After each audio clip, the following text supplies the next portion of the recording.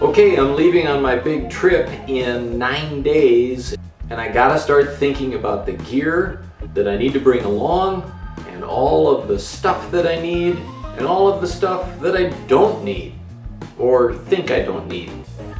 Welcome to Urban Monk TV.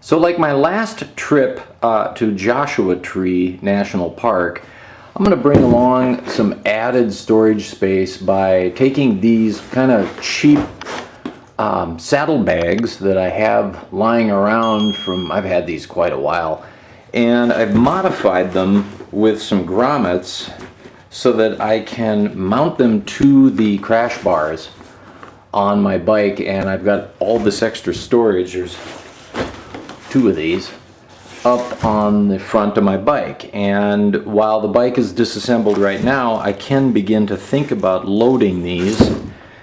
And just a couple of random thoughts, you know, like I'm gonna bring some oatmeal for breakfasts in the morning just to get me some quick energy, and some raisins, and get going in the morning, and then get myself, I'm not gonna carry like lots and lots of food on the trip.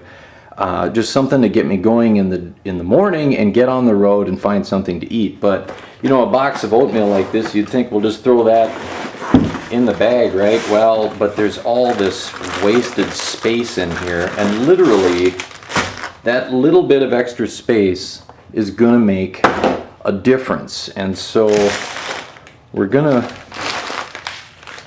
reduce everything down to the absolute minimum amount of space that it needs to take up. So I've got 18 breakfasts here potentially for a 25-day trip, and I'll have to figure something else out along the way. With the raisins, you know, they're going in a little Ziploc bag. Reduce space, reduce space. Space is the thing we constantly have to think about, because we just don't have it. But we don't want to leave things behind simply because they take up unneeded space. You know, I'm going to bring raisins, but I'm not going to bring more than I need, and I'm not going to bring more container than I need. You know, I'm camping, and so you might think like, okay, well, there's simple camping and there's like elaborate gourmet camping. I'm not doing that. For me, let's be realistic. I'm going completely within the United States through town after town after town, filled with restaurants, filled with grocery stores. I mean, real food is not going to be hard to get my hands on. And I am more concerned with eating healthy foods and maintaining my health on this long trip, rather than trying to get involved with campfire cooking, yada yada yada. So food at the campsite is really more about just taking the edge off of hunger and less about nutrition. If I'm looking for nutrition, I'm going to stop at a grocery store, I'm going to buy some broccoli and I'm going to eat it. I'm going to buy some fruit and I'm going to eat it. I will stop at restaurants here and there. One of the things I love to do is, you know, go to ma and pop, one-of-a-kind restaurants and support their business and see how they do a food business. And I know how all the chains do stuff, and I've got all those chains in my town, so I'm not going to go visit them in your town. They're the same. But I will visit the ma and pops, so that'll be probably a part of this video series, is quite a bit of the little ma and pop restaurants that I stop at. The other thing is I'm moving fast, you know. I got a lot of miles to do every day because I've got 25 days to go 10,000 miles. Well, that's averaging over 350 miles a day, nearly 400, and there are some 500-mile days in my plan, to be honest. And I don't have time to be setting up a big gourmet meal beside the campfire. But what am I bringing along for camping?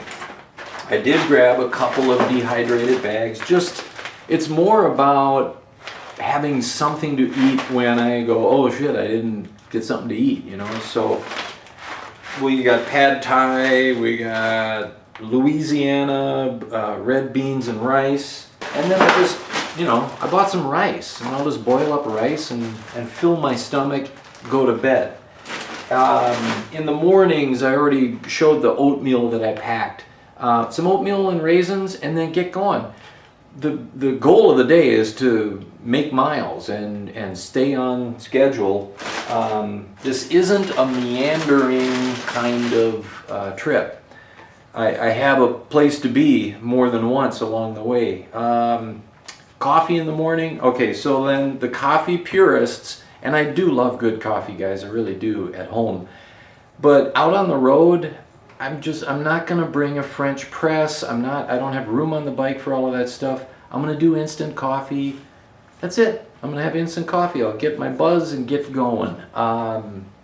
Don't crucify me in the comments for using instant coffee.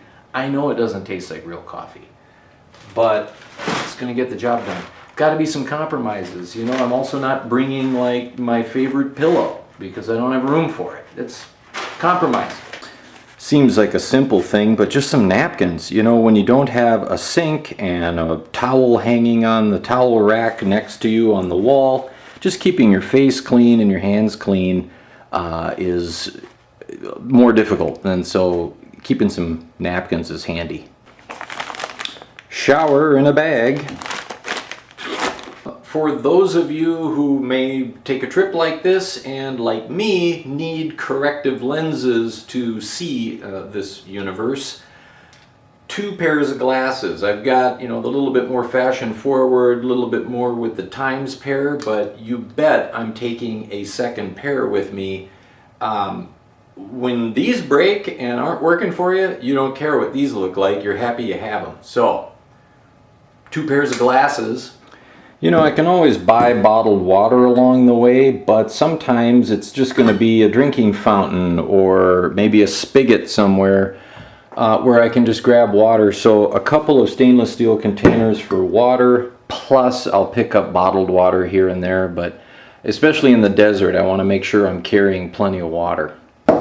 Okay, so this is my camp stove, my little, you know, jet boil thing, and some fuel canisters that I'm bringing.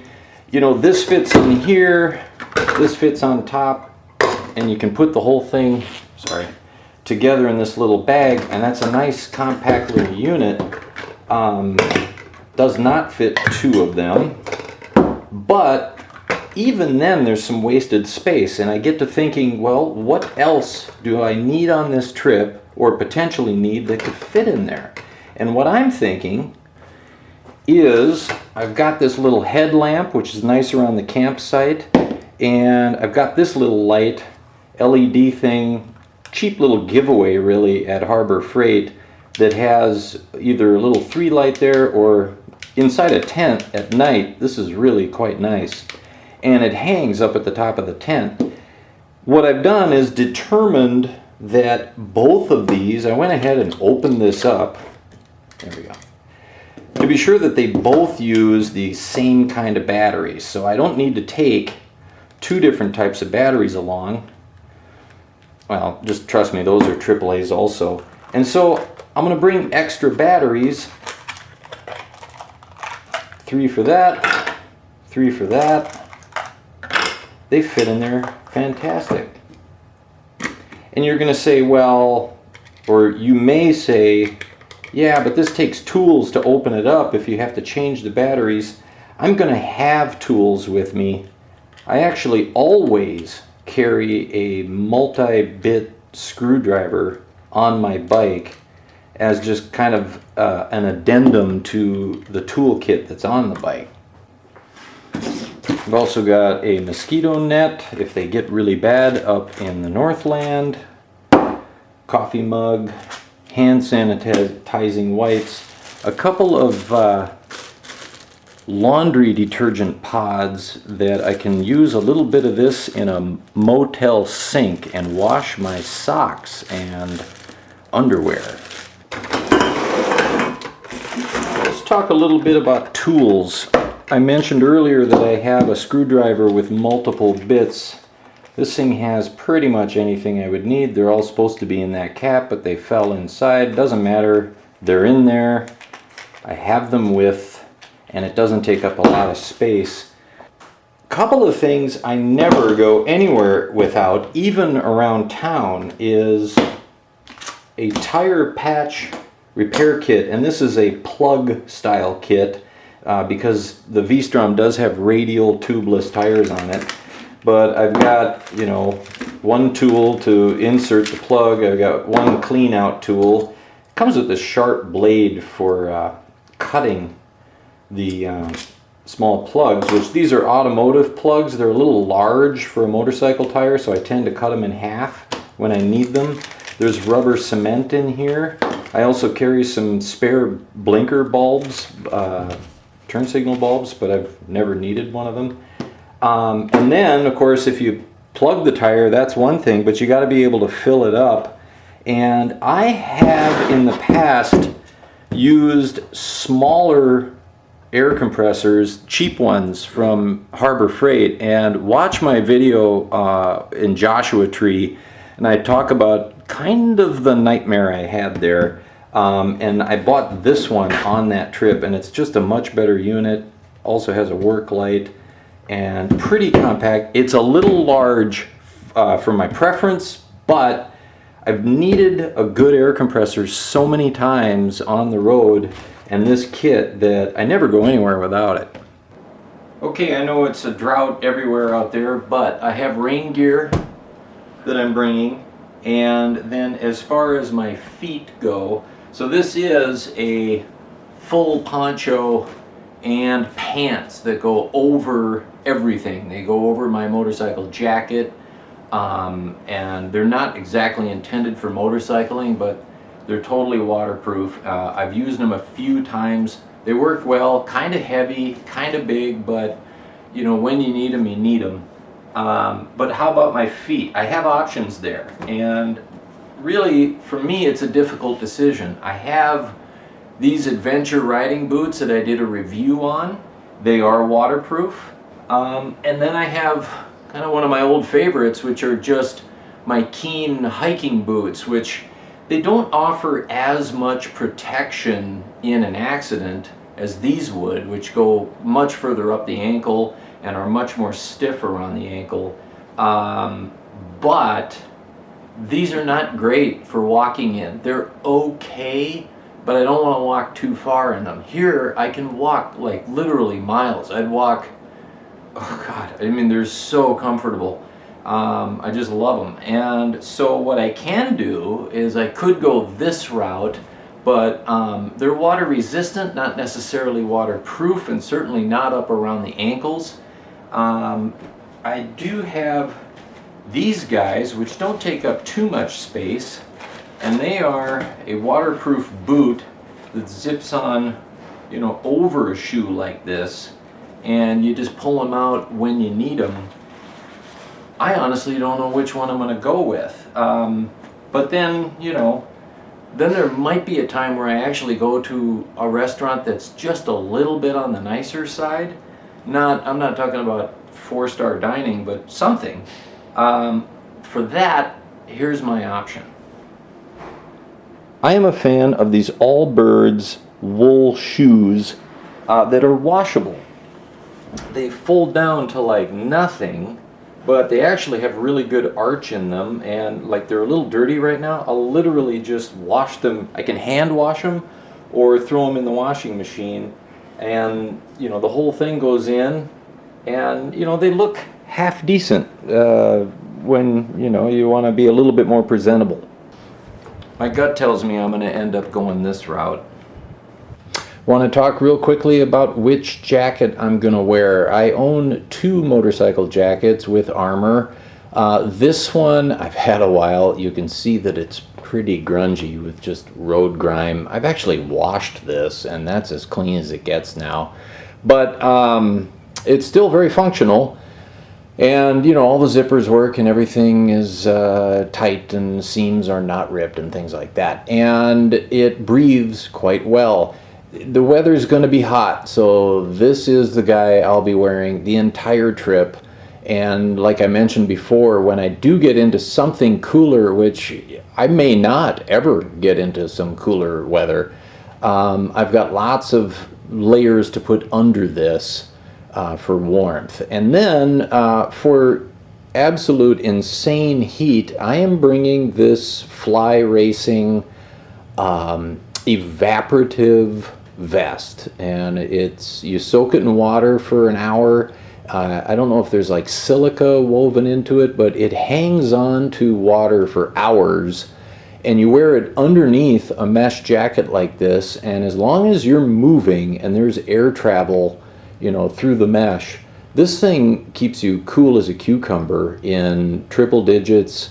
It has to be dry air though. I mean, it needs to be evaporating to work. So if I find myself in hot and humid, then this is not a solution. But anywhere that it's hot and dry, which of course will be happening down here. In fact, just on my first leg out of here toward Nevada and Arizona, that's exactly what I'm going to run into. So evaporative vest for cooling. That's kind of the gear, along with my normal motorcycle pants, which have armor in the knees and Kevlar woven inside of the denim, that kind of a thing. So thinking about clothing that I'm packing, I am thinking in layers.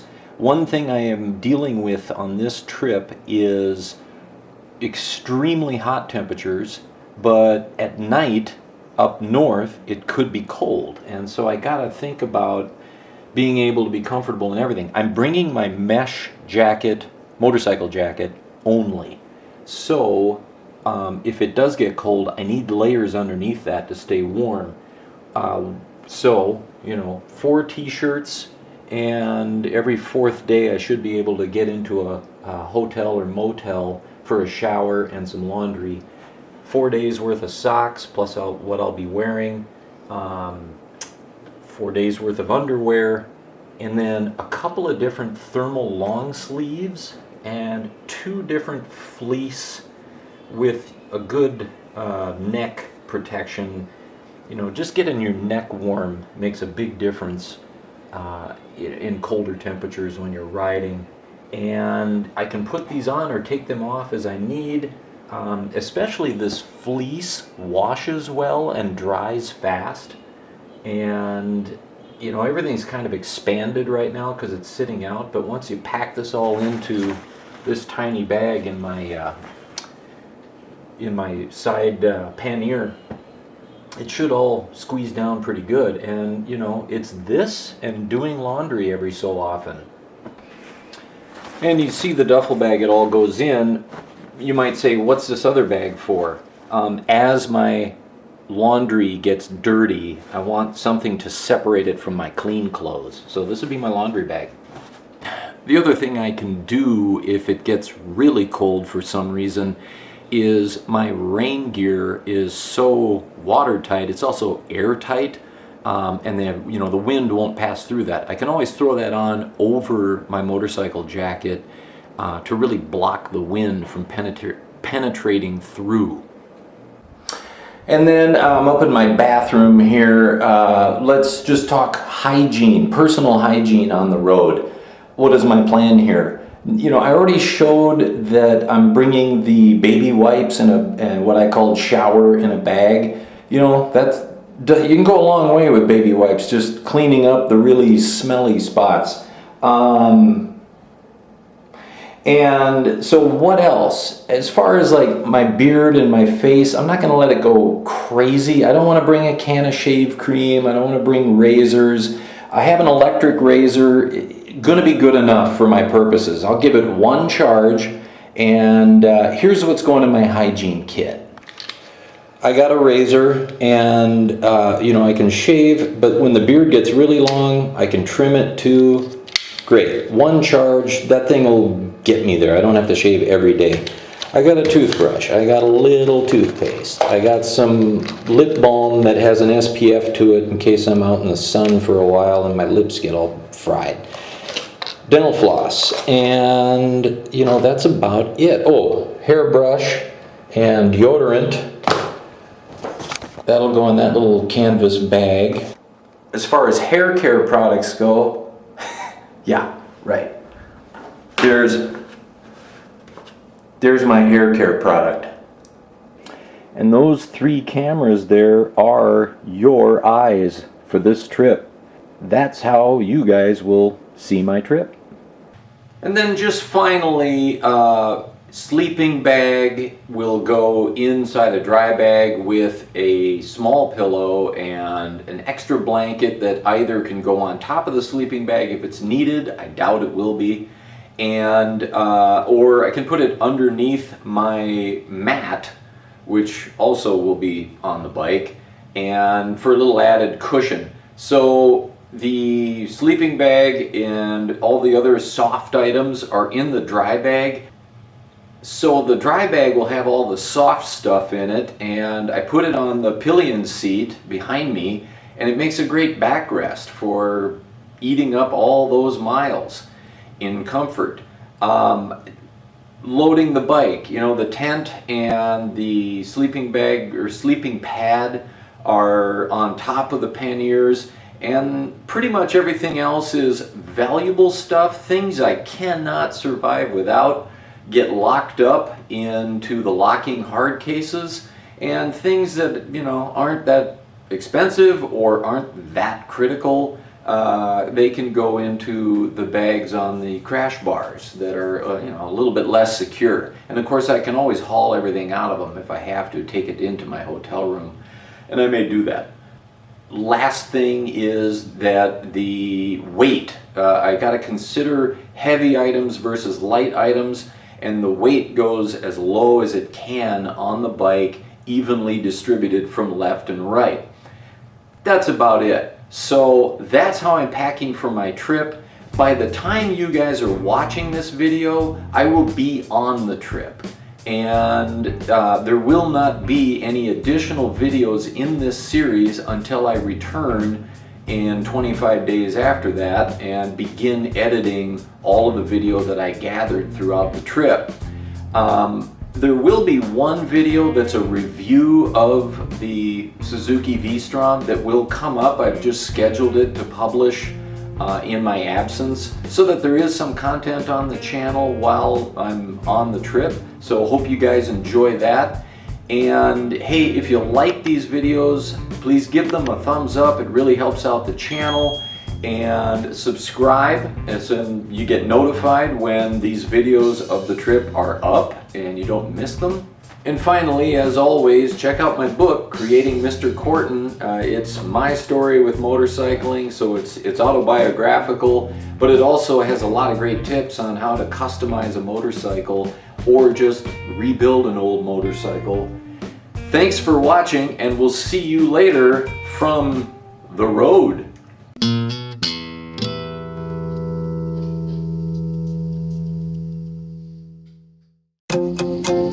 If you like motorcycles, custom builds, or just like a good story about a man's 3-year effort to build a tribute to his childhood teacher, get a copy of Creating Mr. Corton. In it, you'll learn how this man changed this man for the better. How this man took this and built this. How these guys became lifelong friends and enthusiasts of motorcycling and craftsmanship, and how the name Urban Monk originated. It's available from Amazon anywhere in the world that Amazon ships, in both paperback and ebook, or you can purchase through a link found on urbanmonktv.com. Get your copy of Creating Mr. Corton today.